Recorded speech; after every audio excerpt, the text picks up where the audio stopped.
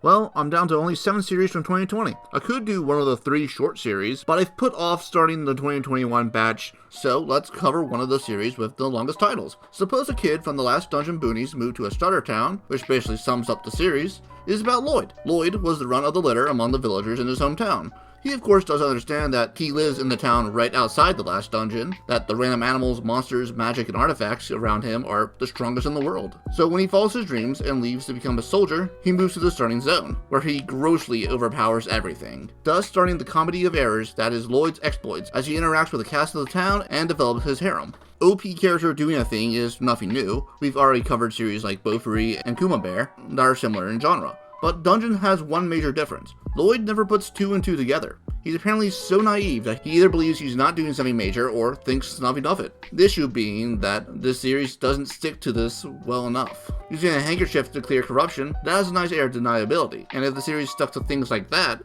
would be fine.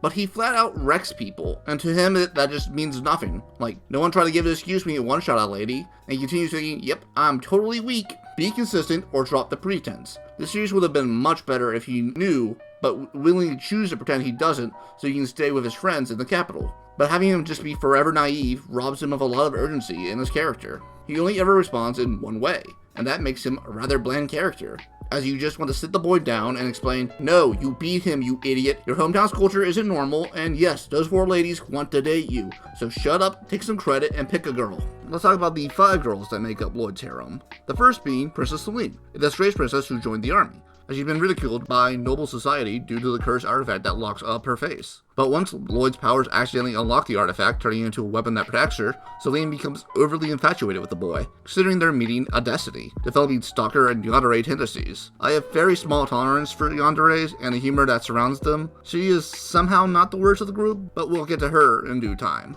The second is Rio, a rogue that sort of just gets pulled into the harem at first by accident, but starts to develop feelings herself. Her big trait is that she's a bit greedy, looking for an easy payday, but she's otherwise fine. She mainly just serves as the straight man to the rest of the cast. She's probably the best of the 5.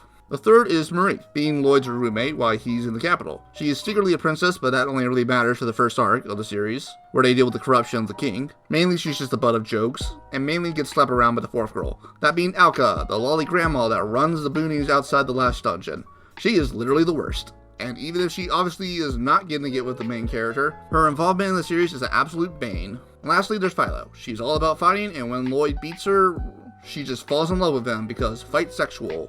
She's fine. She's the last to join, so there's not a lot of time to really flesh her out, but she's miles ahead of Alka. But what about the villains? Well, most are very minor, such as the previously mentioned demon that's possessing the king. There's a scheming advisor that's trying to harness the power of treants. The mage trying to take the holy sword to gain endless power. But they're all comically destroyed or have their plans ruined, and are simply there just to be the final boss for the arc. The only major villain is the former hero So, but he's barely one at all. He simply decides, well, I can't die until there's a hero to replace me, so I'll be the villain and make sure Lloyd replaces me. So all of his plans basically result in him cheering Lloyd on from the stands. Like, I know this is a comedy, but, like, give me something. The only other thing I can really comment on is the use of his one lesbian character in the series. So there's a soldier who has a strong crush on Marie, and it pisses her off that Marie loves Lloyd, and not her. This allows the villain to corrupt her and make her force for the villains. It mainly just evolves her character into being a complete joke, where she's just so weak to her lesbian urges. Basically, she's just unable to hurt Marie, or is completely made useless by the fact that, like, somebody's like, oh look, Marie's panties are over there. And she's like, oh man, I gotta go get them, now I'm useless. But yeah, you can do a lot better. Like, she doesn't have to be a major character and all, but at least don't make her a complete joke. But should you watch Suppose a Kid from the Last Dungeon Boonies Moved to a Starter Town?